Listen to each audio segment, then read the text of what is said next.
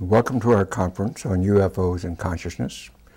It's a new time and a new era that these seem to start to come together at this particular point in history. The idea of consciousness, we have been working hard for many years now to get that accepted into the sciences as a proper subject for study. I remind all of you that for 400 years, since the time of René Descartes in the 1600s, that consciousness and science simply didn't go together. Those were notions for philosophy and theology, but not for science.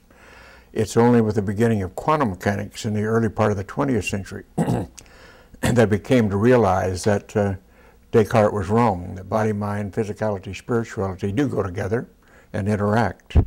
And that has caused late in the 20th century for consciousness to start to be accepted as a fundamental aspect of the way of our science.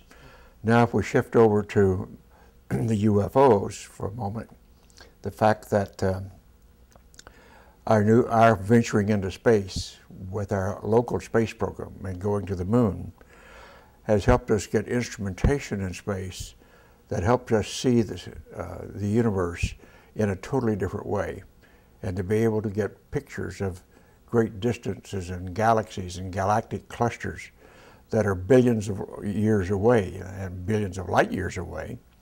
And we are starting to see how much more expansive the universe is than we ever thought it was. And the idea that we're alone in this universe and its immensity is absolutely an archaic idea that we can no longer hold on to. And furthermore, that the evidence is mounting that we have been visited by our alien neighbors for hundreds of years perhaps.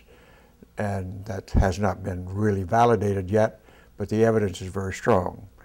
And so it's time that we as humans here on Earth start to understand and open our thinking and our doors to this type of phenomenon, and to understand that we're just one of a community of star systems and galaxies and planets that have living beings on them, somewhat like us.